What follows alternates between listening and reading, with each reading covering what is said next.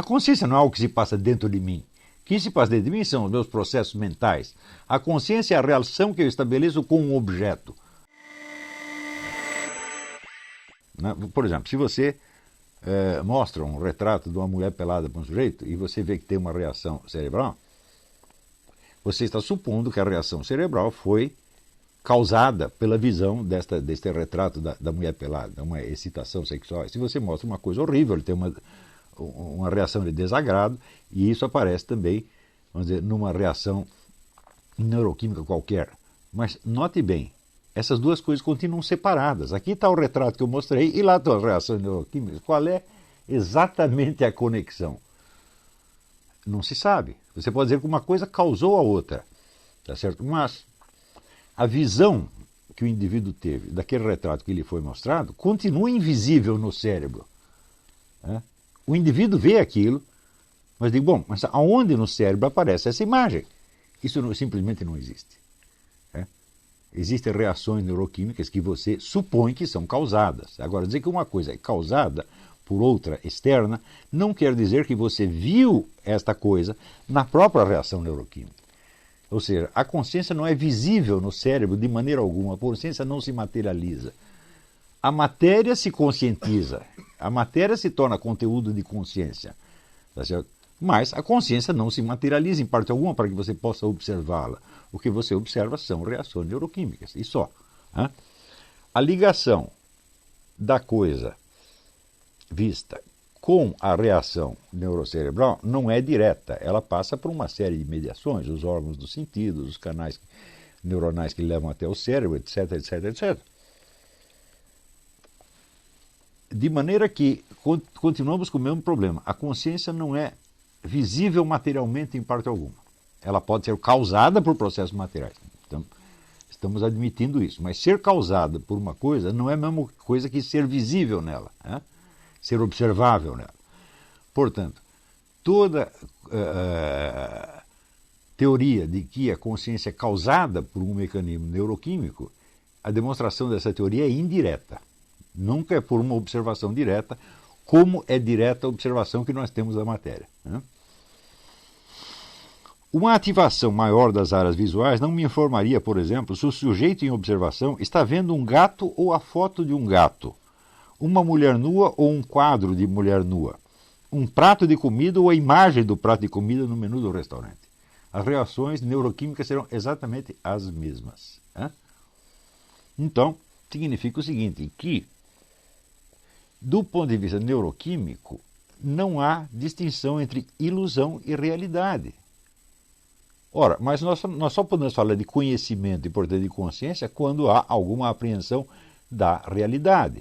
A própria atividade mental imanente que se passa dentro do cérebro não é consciência de maneira alguma, pode ser uma atividade onírica ou qualquer outra coisa. Se não existe a noção de realidade, de veracidade e de apreensão adequada, não se pode falar de consciência de maneira alguma. Portanto, o que se pode observar nas reações neuroquímicas é apenas o funcionamento interno, tá certo? Do sujeito cognoscente e do seu cérebro. Tá certo? Mas, entre a simples atividade mental e a atividade de consciência, existe uma diferença qualitativa. A consciência é um algo a mais. Tá certo? Então, se no cérebro não existe... Você vê, aqui outro dia, lendo no artigo do Roger Scruton, uma referência à neurohistória da arte, ele diz o seguinte, ele aponta aqui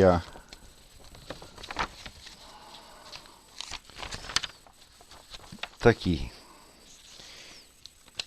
Ele tirou do S.V. Ramachandran, que é um dos teóricos da neurohistória da arte.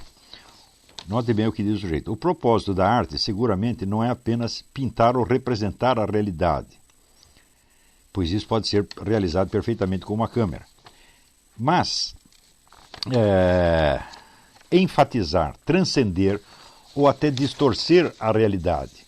O que o artista tenta fazer, consciente ou inconscientemente, é não apenas capturar a essência de algo, mas amplificá-la de modo que ela possa ativar mais poderosamente os mesmos mecanismos neurais que seriam ativados pelo objeto original. Isso é a mesma coisa que dizer que se eu vejo um prato de comida, isso pode me despertar até mais apetite do que se eu vejo a comida propriamente dita. E isso é a mesma coisa que dizer que nesta esfera da observação dos mecanismos neurais não é possível distinguir entre ilusão e realidade, ou seja, entre a pura atividade mental imanente e a consciência de alguma coisa.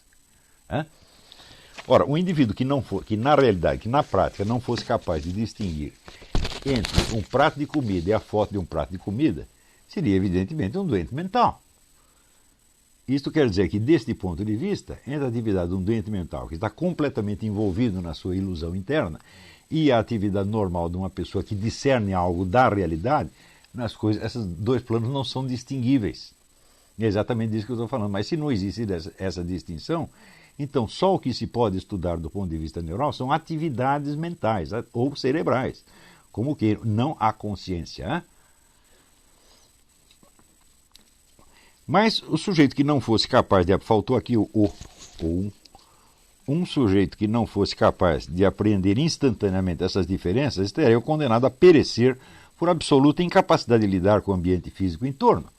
Claro, o indivíduo que não distingue entre uma coisa e a mera imagem de uma coisa, ele está indefeso no mundo exterior e ele estaria comendo maçãs que só existem visualmente, ou como Dom Quixote atacando moinhos de vento como se fossem dragões. Assim por isso, se ele chegasse a distinguir entre um moinho de vento e um desenho do moinho de vento. A intensidade das reações na área verbal não me diria se ele está escrevendo mentalmente um anúncio de sabonetes ou o Rei Lear. Você imagina, por exemplo, a imensidão, a constelação inteira de imagens, de sentimentos, de evocações, de conhecimentos que Shakespeare mobilizava instantaneamente quando ele tinha na cabeça o plano do Rei Lear. Cada uma dessas imagens ou visuais, ou sonoras, ou musculares, ou como queiram, correspondia a alguma reação neuroquímica. Alguém seria capaz de, a partir dessas reações neuroquímicas, saber exatamente o que William Shakespeare estava pensando? Ou seja, deduzir o exame do cérebro do Shakespeare toda a estrutura, a ordem e a redação do Rei Lear. Isso é absolutamente impossível. Essas dificuldades provêm de uma outra mais séria. Se, como dizia Husserl, não há consciência em si, consciência vazia, mas toda consciência é consciência de alguma coisa, então é absurdo dizer que a consciência está no sujeito cognoscente. A consciência não é algo que se passa dentro de mim. O que se passa dentro de mim são os meus processos mentais. A consciência é a relação que eu estabeleço com um objeto, principalmente na hora em que eu consigo distinguir se um objeto que eu estou vendo é realmente um objeto ou apenas uma imagem desse objeto. Então, na hora de comer, ninguém confunde a comida com o cardápio, com as imagens da comida no cardápio. Ninguém. Essa diferença, que é decisiva, ela não existe para a neurociência. Tanto não existe que está aí o seu Ramachandran dizendo que o artista faz é ativar as mesmas áreas neurais que seriam ativadas pela presença do objeto real. Então, de cara, não se pode de maneira alguma dizer que a consciência está no sujeito, já que ela é uma relação que se estabelece entre ele e algo que não é ele, mesmo que seja ele mesmo considerado como objeto de reflexão. Quando eu tomo consciência, por exemplo, de que eu estou deprimido, o ato de consciência que toma consciência disso não é a mesma coisa que a depressão. Então existe um objeto que é distinto da consciência. Existe a consciência que está, a consciência executiva e a consciência reflexiva. A consciência reflexiva, por assim dizer, congela a consciência executiva e a toma como objeto. Ora, mas se a consciência não está no sujeito, como poderia estar no cérebro dele? Veja, a discussão tem se dado na seguinte maneira. Todo mundo concorda que a consciência está no sujeito. E uns dizem ela é produzida pelo cérebro, ou ao contrário, ela é que produz tudo. Só que ambos concordam que a consciência está no sujeito e isso está completamente errado. Né? Então é absurdo dizer que a consciência está no sujeito. Ela está numa relação que se estabelece entre o sujeito e o objeto, a qual não pode estar inteiramente nem neste nem naquele, mas simultaneamente nos dois de algum modo. Né? Quando o sujeito apreende uma qualidade qualquer do objeto, digamos o seu tamanho, a sua posição ou a sua cor, é porque este objeto lhe mostra, lhe exibe essa qualidade. Ela não surge de dentro como pura criação autônoma do sujeito, como acontece com qualquer outro processo mental. A recordação, o sonho, a associação de ideias, etc, etc. Ou as várias emoções. Tudo isso aparece de dentro do sujeito, tendo ou não um excitante externo. Ora, mas nós falamos de consciência justamente quando há uma correspondência, há uma conexão entre o excitante externo e a reação. Quando, ao contrário, o indivíduo toma uma mera imagem como se fosse a coisa, nós não chamamos isso de consciência, nós chamamos de ilusão. E, se queremos estudar alguma coisa a respeito da consciência, muito antes de perguntar se ela está no cérebro, se ela é um processo independente em si, nós temos que perguntar o que é consciência e aprender a distinguir entre consciência e ilusão. Discutir o problema sem ter feito essas precauções antes é loucura total. E por isso, vamos dizer, essas 4 escolas que o professor Goswami descreve, as 4 são absurdas na base. Não é que elas estão apenas erradas. Não, elas são propostas de investigação absolutamente inviáveis. Assim como, vamos dizer, eu já demonstrei para você que a dúvida cartesiana, você pode falar, você pode dizer que faz aquilo, mas você não pode fazer realmente. Aquilo, vamos dizer, é um método impraticável, ele é impossível na prática. Então, digo eu, a consciência não estando no sujeito, não dá para saber se ela está no sujeito como produto do cérebro ou como um mecanismo autônomo. Então, vamos lá. A consciência não surge de dentro como pura criação autônoma do sujeito, mas como uma amoldagem, por assim dizer, da capacidade perceptiva do sujeito à forma de algo que não é ele, que não é a sua consciência, mas que se lhe oferece como objeto. Se, portanto, a consciência não está no sujeito, dentro do sujeito, muito menos poderia estar numa das partes dele, quer a chamemos de alma ou de cérebro. As pessoas estão perguntando se a consciência está na alma ou no cérebro. Se o que produz a consciência é uma alma ou um cérebro. Mas estão investigando isso onde? No sujeito. Eu digo, não dá para fazer isso. Porque se não houver outro elemento em jogo além do sujeito, não se pode distinguir entre consciência e falta de consciência, entre consciência e ilusão.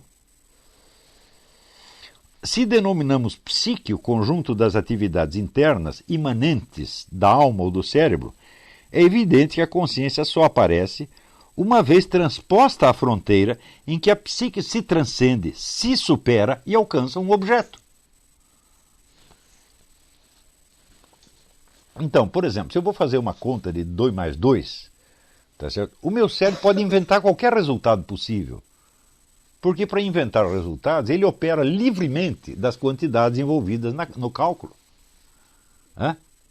Mas, para alcançar um resultado certo, eu tenho que me submeter, vamos dizer, a uma forma lógica que as próprias quantidades impõem.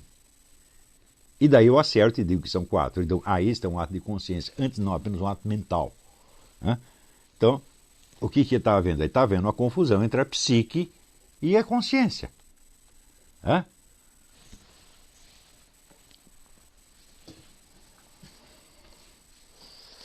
Não sei se você percebe a importância disso. Quer dizer, esse é um dos debates mais dramáticos, sobretudo nos países de língua anglo-saxônica, se discute isso 24 horas por dia. Tá certo? E existem partidários devotos das duas, tanto do realismo materialista quanto do monismo idealista, e quanto partidários do dualismo e partidários do neopositivismo. O neopositivismo diz, não, essa questão não interessa, nós temos que apenas observar vamos dizer, os fenômenos mensuráveis, tá certo? Eu digo, bom, isso absolutamente não resolve o problema.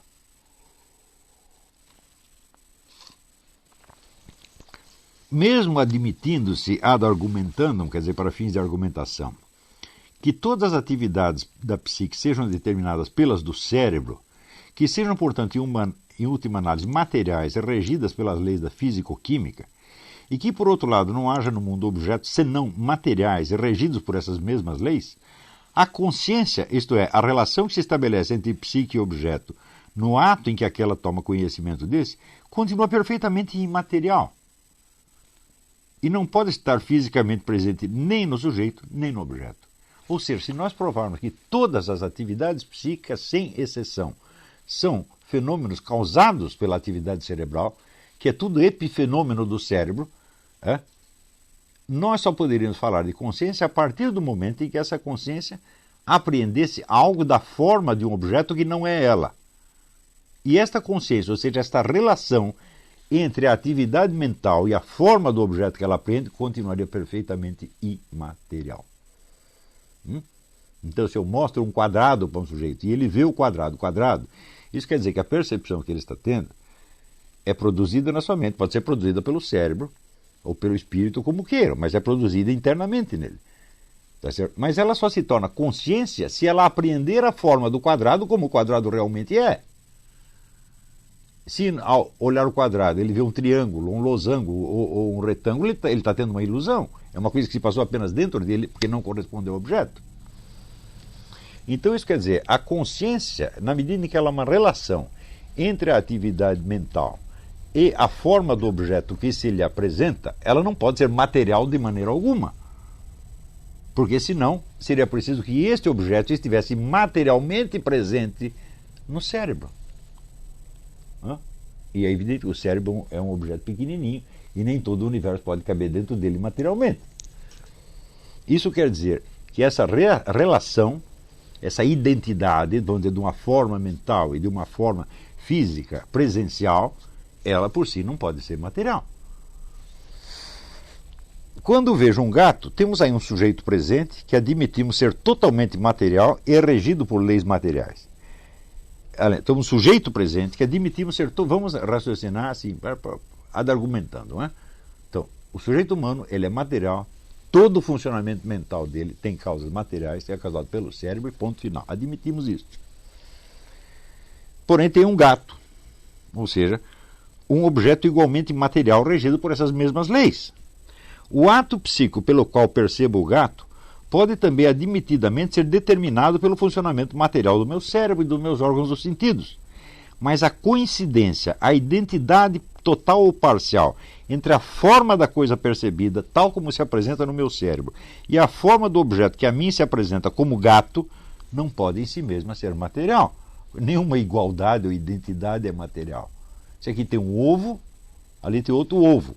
E você vê que os ovos são iguais. Um ovo é material, o outro ovo também é material, mas a igualdade deles é material? Não é.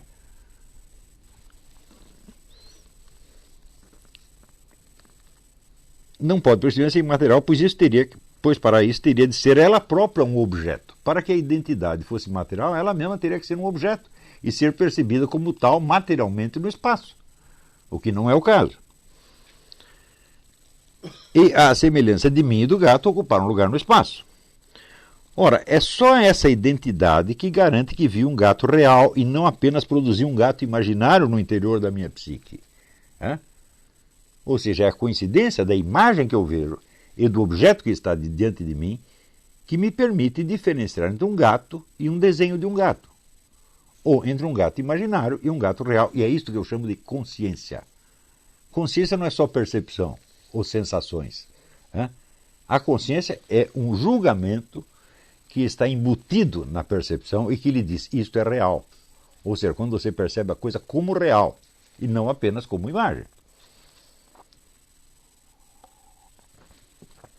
Ora, é só essa identidade que garante que vi um gato real e não apenas produzi um gato imaginário no interior da minha psique. Todo e qualquer conhecimento objetivo depende da identidade formal entre o percebido e o dado.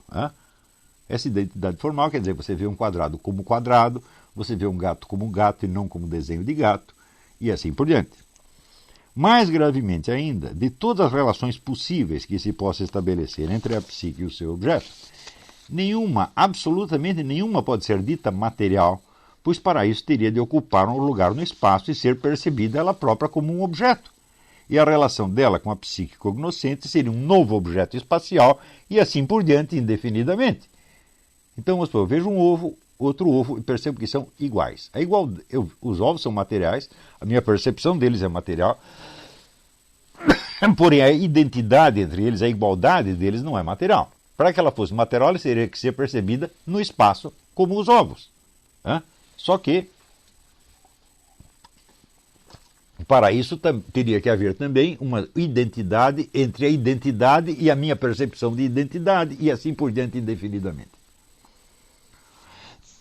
Quando se discute se a consciência é material ou imaterial, geralmente se confunde a consciência com a psique, ou seja, com a atividade mental interna.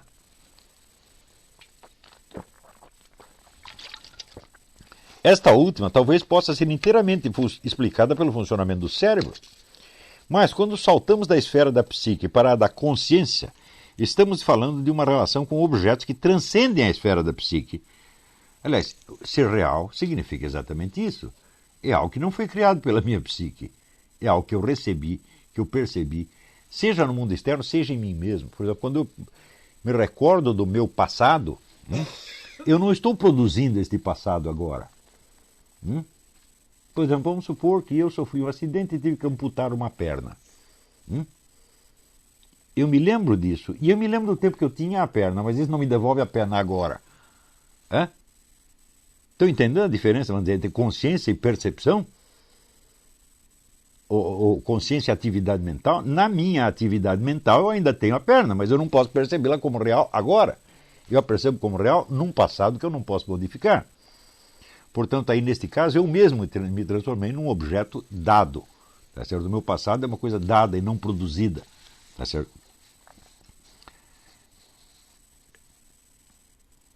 Estamos falando de uma relação com objetos que transcendem a esfera da psique, mesmo quando são eles próprios fatos psíquicos tomados como objetos. E aí só poderemos falar de uma causa cerebral da consciência se atribuíssemos ao cérebro o dom de criar por si mesmo todos os objetos espaciais. Ou seja, o cérebro pode criar todas as percepções e todas as imagens e toda a minha atividade mental, mas ele não pode criar os objetos. E muito menos criá-los espacialmente, não se sabendo como um número tão grande de coisas poderia caber numa caixa craniana. O problema da consciência... É por isso que o materialismo ele também é realista. Ou seja, realista é a escola que considera que os objetos existem independentemente de nós. Idealista é aqueles que consideram que os objetos são ideias, ou criações da psique, ser a psique nossa ou psique divina. Então, o materialismo tende a ser realista, ou seja, ele tem que... Se você diz que toda percepção é uma coisa que acontece no cérebro, então você tem que admitir que as coisas existem fora do cérebro, senão elas teriam que caber todas dentro do cérebro.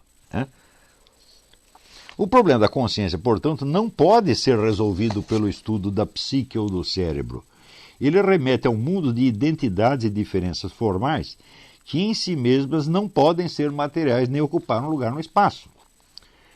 Todas as discussões que pretendem reduzir a consciência à matéria, a matéria à consciência, ou que proclamam a existência de duas esferas de realidade distintas e separadas, partem da confusão entre psique e consciência e não saem de dentro dela. Há séculos essa discussão se desenrola desta maneira. O universo à nossa volta, com o nosso próprio ser dentro dele, compõe-se de objetos materiais estruturados em formas, sendo, portanto, inseparavelmente material e imaterial, corporal e espiritual. A consciência é a relação formal que se estabelece entre duas formas. A forma de uma individualidade psicofísica humana, aqui ficou individual, individualidade, e a forma de uma presença corporal. E esta relação em si mesma não pode ser material. Embora a atividade psíquica que a sustenta seja material e a presença do objeto também seja material, assim como um ovo é material, o outro ovo é material, mas a identidade entre eles não é material, é formal. Então, vamos já dizer, o mundo da consciência é o mundo das relações entre formas. E isso nada tem de material. Toda abordagem séria do problema da matéria e consciência deve começar pelo reconhecimento, tantas vezes negligenciado, de que nenhuma das duas é uma substância, um ente, uma coisa. Alguém já viu matéria? Não, você viu entes materiais. Né? Alguém já viu consciência? Não, você viu atos de consciência. Você lembra de ter tido. Mas você nunca viu matéria e nunca viu consciência. Basta isso para você entender. Matéria não é coisa, consciência também não é coisa. São qualidades ou propriedades de entes reais. Ninguém jamais viu matéria ou consciência, apenas entes dotados de materialidade, de consciência ou de ambas. Logo, investigar qual das duas é causa ou princípio da outra, qual das duas tem o primado ontológico, é colocar no ar um problema que deveria antes estar firmemente arraigado no exame prévio da estrutura ontológica dos entes nos quais elas se manifestam e se tornam conhecidas. Então, se consciência e matéria não existem em si mesmo, mas só existem nos entes, então, saber qual das duas veio primeiro depende da estrutura dos entes. E não tem sentido você querer resolver esta questão em si mesma, sem você ter claro antes qual é a estrutura dos entes nos quais esses aspectos, matéria e consciência, se manifestam.